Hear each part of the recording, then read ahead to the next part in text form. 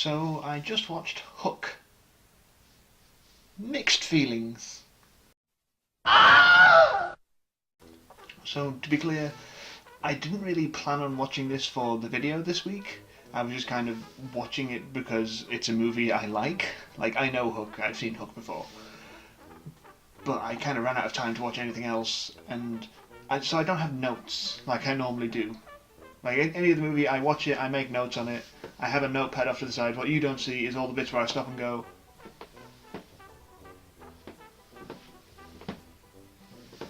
so this week I'm kind of doing it from memory, which I've seen this movie a lot of times, but I always forget things about it. So bear with me. This is kind of a test. So at the very beginning of the movie, it's his kids' play of Peter Pan, and Peter Banning, Robin Williams, is kind of the stereotypical 90s movie dad, in that he wants to be there for his kids, but he's so busy at the office. It's like, fair enough, you have a job, you go and earn money for your family. Sure, find some time to spend with them, but I mean, you shouldn't really be skipping out of work in the middle of the day to go see your kid play baseball, so I don't see what the problem is. But yeah, he tries his very best to be attentive, but isn't very good at it.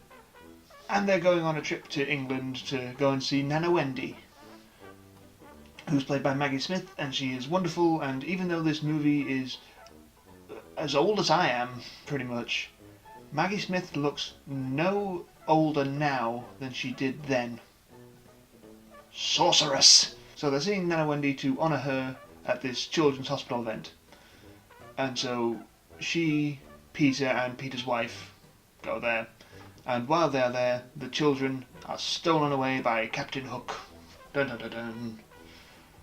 Naturally, they're a bit not believing of this, and they're like, well, where are the kids? Who has actually got them? Captain Hook isn't real, except Wendy, who of course believes in it all. Peter gets taken to Netherland by Tinker Bell, and is like, it's all real. And he goes and he tries to confront Captain Hook, and Captain Hook is played by Dustin Hoffman, with Bob Hoskins as Mr. Smee, and the two of them are just so delightful. Like, they make this movie. Without those two, this movie falls apart. Really does. And they go, and he has to try and save his kids by, like, Captain Hook says, if you can fly up there and touch the hands of your children, I will let them go. But he can't fly. So he has to climb the rigging, and he has to reach out, and he can't get to them. And it's, oh no. And so Captain Hook is going to kill him. But then Tinker Bell gets him to agree, give her 3 days to turn him into a decent Peter Pan. And then they will come back and they will have their war. And so Peter gets taken off to the Lost Boys, and Captain Hook keeps the kids and tries to convince them to come around to him, to love him as a father. And the scene where he decides that is probably my favourite scene in the movie, where he's so depressed about Peter Pan not being Peter Pan anymore that he decides to kill himself. And he's like, don't try to stop me this time, Smee. Smee, don't try to stop me this time, Smee. Smee, try to stop me. Smee, for the love of God, I'm going to kill myself. Try to stop me. It's just him and Bob Hoskins play off each other so well. They're clearly just having the time of their lives playing these big, over-the-top characters. It's fun. I like them. And then Peter has to train with the Lost Boys, and of course there's Rufio, and there's the other ones. I don't remember any of their names. And again, there's some fun stuff there. But the first kind of hour or so of this movie is really slow. It drags. It is kind of a test, the first hour of this movie, because it's 2 hours and 20 minutes long, I think, something like that. Like the first hour, maybe hour and 20 minutes, is quite a tough sit. But then when you get to the second half, like that last hour, where he is starting to become Peter Pan again, pretty much from when they have the baseball game onwards, there's so much funny stuff with that. With all the pirates going, Jack, Jack, he's our man. If he can't do it, no one can. And they're all going to say, run home, Jack. Run home, Jack. And they're swapping around. Home run, Jack. Home run, Jack. And like someone gets shot for stealing second. And it's a lot of fun. But yeah, Peter finally finds his happy thought, which is thinking of his son being born. But he flashes back to how he came to Neverland, and he was a baby who got taken there.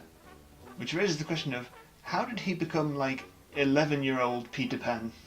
Like the Peter Pan that is in all the stories, if once you get to Neverland you're not meant to grow any older. Shouldn't he have just been a baby the whole time? But yeah, then he left Neverland because he fell in love with Wendy's granddaughter? That's creepy. That's really creepy. But whatever. So, he is finally Peter Pan again, and everyone's happy, and he's gonna go and have the big final fight with Captain Hook, and it is the most entertaining part of the movie. Really is. There's all the kids like fighting all the pirates, and Peter and Captain Hook having sword fights, like saving his kids out of the net and everything, and it has, again, my other favourite bit of the movie, where it's like, pirate sees him, like, wait, aren't you Peter Pan? And the pirate just defenestrates himself. Yes, defenestration. Thank you.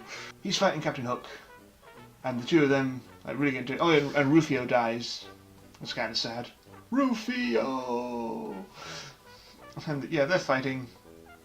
And again, it's just really entertaining seeing Robin Williams and Dustin Hoffman just have a buckling swash, fighting along the downstairs and around all these big, amazing sets. The sets are fantastic in this film. And yeah, they're fighting, and eventually he beats Captain Hook by they drop the crocodile on him, and somehow he disappears, even though the crocodile's mouth is clearly like wide enough that he could stand under it just fine without getting hurt. He's somehow been eaten. Oh no. And so Peter Pan goes home, his kids go home, they all live happily ever after. He learns that he's got to be a better father, I guess. I don't know. It's a fun movie, but like I said, the first half of it is a real slog. I'd forgotten that. But there's so much stuff, even within that slower stuff, there's a lot of stuff to like. Like, anything with Dustin Hoffman and Bob Hoskins is fantastic. There's a bunch of great gags, like when he shoots through Peter's checkbook, and then you just see the pirate in the background fall over because he's been shot. And the stuff with the Lost Boys is pretty fun, like the bit where Peter and Rufio are kind of having the back and forth with the insults, and it's like, you loot crew bag of pre-chewed food, dude. And I like it. It's one, overall, I would say I like completely. Well, not completely, I say it's a bit slow, but the stuff in it that is good outweighs the stuff in it that's bad for me. Like, it's clear that Steven Spielberg was just wanted to make a movie that was just nice and light, and that's what it is. It's, you know, it's simple. It's a Peter Pan movie. It's a damn sight better than Pan, which was an absolute train wreck of a film. So I would recommend this. So yeah, I guess that is my final thoughts on Hook. It is worth watching again.